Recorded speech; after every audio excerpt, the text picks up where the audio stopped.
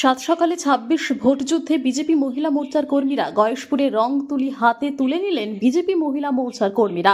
সামনেই বিধানসভা নির্বাচন, যদিও এখনো দিন তারিখ ঘোষণা করেনি নির্বাচন কমিশন।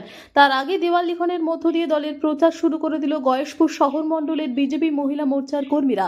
এদিন গয়েশপুর ৮ নম্বর ওয়ার্ডে বিজেপি মহিলা কর্মীরা নিজেরাই চুন করলেন এবং দেওয়াল লিখলেন। তাদের উৎসাহ যোগাতে গ্রামের অন্যান্য মহিলারাও এগিয়ে এলেন। এদিন মহিলা মোর্চার কর্মীদের পাশে ছিলেন বিজেপি মহিলা মোর্চার সভানেত্রী রিমা সাহা। আসুন জেনে নিই তিনি ঠিক কি জানাচ্ছেন।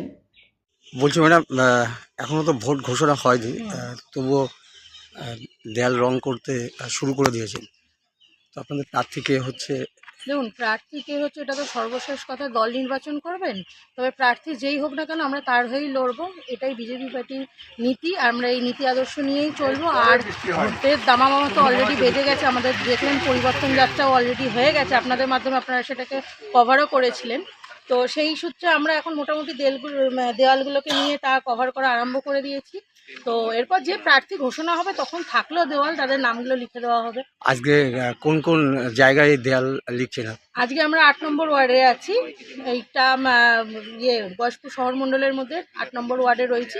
এখন এই দেওয়ালটা লেখা হচ্ছে, এরপর আবার কোথায় কোথায় যাওয়া হবে সেটাও নিয়ে। এইখানে দেখা গেল যে এই অঞ্চলের আদিবাসী সম্প্রদায়ের মানুষ যারা, তারাও কিন্তু বলছি ম্যাডাম, যেটা দেখা গেল যে এই অঞ্চলে কিন্তু আদিবাসী সম্প্রদায়ের মানুষ, তারা কিন্তু উৎসাহের সাথে তারাও কিন্তু আপনাদের তুলি কিন্তু হাতে তুলে নিয়েছে স্বইচ্ছায়।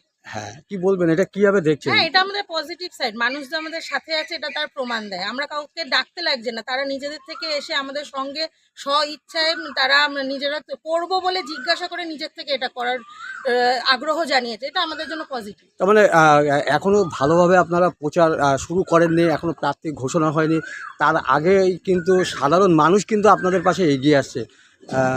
এটা মানে কোন দিক ইঙ্গিত দিচ্ছে? দেখুন, এটা তো বলার অপেক্ষা রাখে না যে এটা তো বলার অপেক্ষা রাখে না যে 2026 আমাদের জন্য ভীষণ ভাইটাল। আর আমরা খুব পজিটিভিটি নিয়ে মানে পজিটিভ সাইডেই এগোচ্ছি। এটা সাধারণ মানুষ জেনে গেছে। আর আমাদের বিশাল সংখ্যাগরিষ্ঠতার সাথে আমরা ক্ষমতায় আসব, এই আশা আমরা রাখছি। আর সেই ভাইবস অলরেডি চলছে। তো মানুষ আমাদের পাশে আছে, সেটা আপনারা বিভিন্ন প্রোগ্রাম, আমাদের মিটিং, মিছিল, পরিবর্তন যাত্রা, সমস্ত কিছু দেখলে আপনারা সেটা এমনি বুঝতে পারছেন। তো সেই জন্য আর ভোটের প্রচার দেখুন অলরেডি আমরা শুরু করে দিয়েছি। এই যে পরিবর্তন যাত্রা বলুন, বিভিন্ন পরীক্ষার জন্য কিছুদিন আমাদের পথসভাগুলো বন্ধ ছিল, কিন্তু তার আগেও হয়েছে, আবার খুব রিসেন্ট শুরুও হয়ে যাবে। তো প্রচার আমরা বন্ধ রাখিনি, প্রচার আমাদের সমগতিতেই চলছে। এবার পরীক্ষার জন্য পরীক্ষার্থীদের সুবিধার্থে আমরা কিছুটা স্থগিত রেখেছিলাম, কিন্তু আমাদের মতন প্রচার চলছে। এরপর প্রার্থী নির্বাচন হবে, ভোটের ডেট ঘোষণা হবে, তারপর এটা আরও জোর কদমে শুরু হবে। বলছি কোন ইস্যুগুলো নিয়ে মানুষের কাছে যাবেন বলে ঠিক করেছেন? দেখুন, সর্বপ্রথম তো বুঝতেই পারছেন যে আমাদের এখন এই যে এসআইআর নিয়ে যে ভুল বোঝানোটা শুরু হয়েছে, তৃণমূল কংগ্রেসে ভুল বোঝাচ্ছে মানুষকে। মানুষ কিন্তু দেখুন, আপনি সাধারণ মানুষের কাছে গিয়ে জিজ্ঞেস করুন, তাদের কিন্তু ব্যক্তিগতভাবে কোনো প্রবলেম হচ্ছে না। যাদের নাম ডিলিট হয়েছে তাদেরকে আমরা আবার বলে দিয়েছি যে এই ফর্মটা ফিল আপ করুন, আপনাদের নাম আবার চলে আসবে। কোনো হিন্দু সনাতনীদের নাম বাতিল হবে না, এটা আমাদের বারবার অমিত শাহজি, নরেন্দ্র মোদীজি আমাদেরকে আশ্বস্ত করেছেন। তো সেই হিসাবে আমরা এটাই পজিটিভ সাইডটা নিয়ে সবার আগে মানুষের মধ্যে যাদেরকে ভুল বোঝানো গেছে তাদের কাছেও আমরা এটাকে পজিটিভ সাইডটাকে নিয়ে আগে যাবো বলে ভেবে রেখেছি।